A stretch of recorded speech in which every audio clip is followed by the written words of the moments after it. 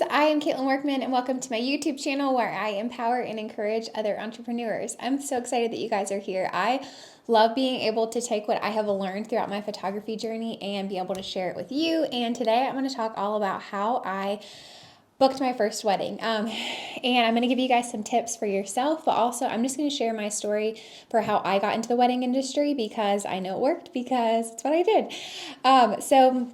I actually was a teacher and I had a friend literally come up to me and say, "Hey, I know you're not ready, but I want you to be my wedding photographer."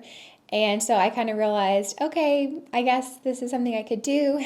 And at the time, I had always heard people say that wedding photography was really hard and really intimidating. And so I think in my mind, I thought, I can't be a wedding photographer because people say it's hard and there's so much pressure.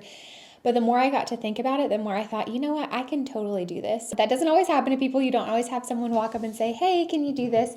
But I think that the key to remember with that is that I just started practicing and I started making connections in the very beginning of my business. So that friend who asked me to photograph her wedding, she was one of the very first clients that I had. She was one of the very first models that I had. I had started using my camera. I'd started practicing. I'd started taking some courses online, and I became obsessed. And my kids got tired of me taking their pictures all the time, and I felt like I needed something different to photograph, right? Like I was taking pictures of our foster daughters at the time, all the time. I was like, I need some more models, right? So I literally just reached out to friends and I was like, hey, who will let me take their pictures, right? I would encourage you, definitely practice on friends and then have more strategic model calls. So maybe give them specifically like what you're looking for in your portfolio. I didn't think about that in the beginning at all, and I wish I would have. Just things like, here's a style guide for what I'd like you to wear, and just kind of prepare for your sessions. I was not at that point yet. I was literally at the point where I was like, someone let me take your picture because I just want to do this. So she was one of the first people that I did that for, and that led to a booking. But what that shows is how important connections are in the very beginning of your business.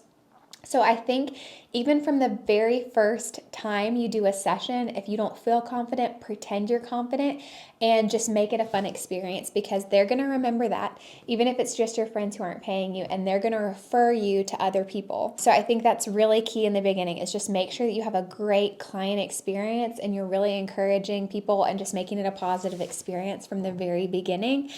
So that's how it happened for me. But the crazy thing is that I decided on prices. I figured out all of that stuff.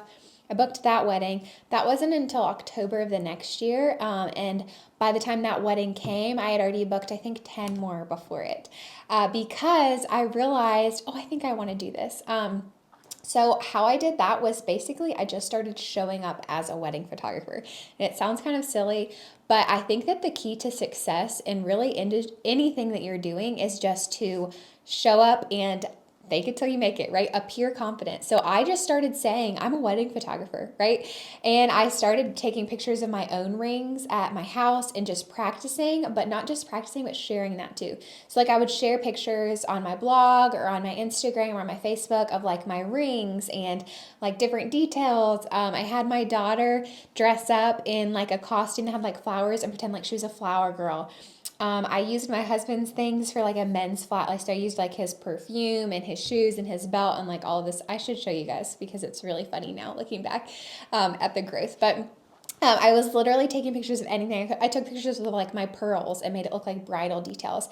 And I made a website in the very beginning and I put all of this on there. I reached out to people and I had no money to spend on this. I was using the camera that I'd gotten as a gift. And then I did upgrade that camera for my Christmas present.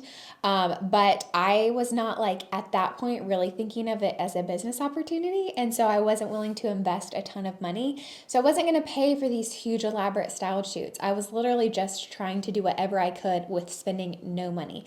So I just reached out hey, does anyone have their wedding gown that just got married and would like pictures in it?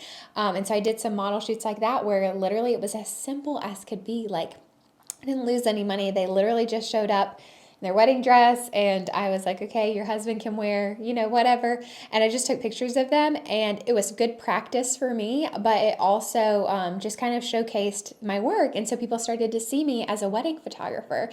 And like I said, I put that on my website, I put it everywhere. So people were seeing this, and it looked like I was already shooting weddings before I was shooting weddings. I did get the opportunity to second shoot for one wedding before the first one that I had booked, but I was already booking those before I'd even second shot. I would encourage you, if you can, to either second shoot or maybe like just shadow another photographer. Or there's a lot of resources online where you can literally like watch someone shoot. I actually have a posing guide where you can literally watch me shoot and pose couples.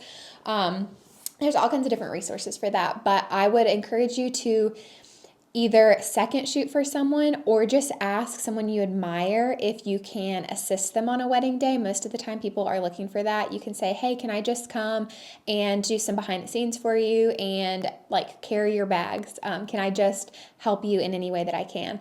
Just so that you can see overall what a wedding day looks like. If you're not going to do that, maybe invest in something online where you can follow along with someone as they shoot, just to kind of see like how people are doing things and how people are not doing things. That second shooting experience was great for me just because it kind of showed me like a lot of things that I didn't want to do. And it kind of just gave me perspective of like what a wedding day is actually like. But I don't think you have to second shoot before you shoot your own wedding. And that's probably an unpopular opinion, but I hadn't planned to. It was just an opportunity that arose. I ended up doing that.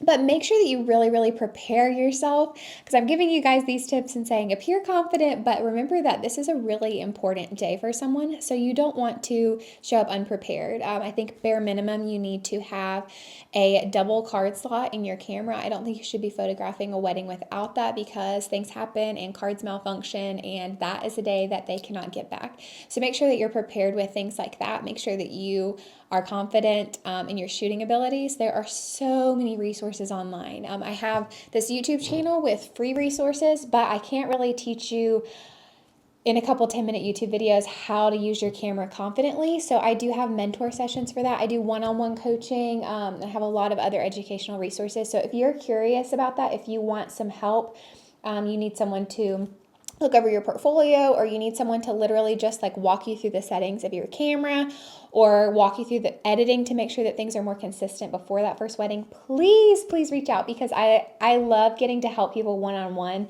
because I can like really dive deep into what you need help with and like really give you the confidence that you need when you actually do book that wedding. So please reach out if you're interested in a coaching session with me. I would really love to do that. But I hope that this was helpful. I know that it's kind of a crazy unpopular opinion to say that I just started saying I was a wedding photographer and putting this work out there before I even second shot. But if I'm being honest, that's how I did it. That's how I started my business. And so I know that it's totally possible for you too. Just to make sure that from the very beginning, you're really treating people with love and kindness and giving a great client experience and just showcasing your work in any way that you can. And I think you'll be surprised at how quickly everything can fall into place. So I hope that this was helpful. If you need further help with a coaching session, please feel free to reach out. Also, I mentioned that you guys could follow me along on a shoot. I also have a posing freebie. So if you're getting ready to go to your first wedding and you need a little bit of help with posing, then please download that free guide. It's just CaitlinWorkmanPhotography.com/posing freebie. And it kind of shows you a little bit of what my workflow is like. So thank you guys for joining me today. I hope that this was helpful. Make sure that you subscribe and leave any questions in the comments. And I can't wait to see you guys next week. Bye, guys.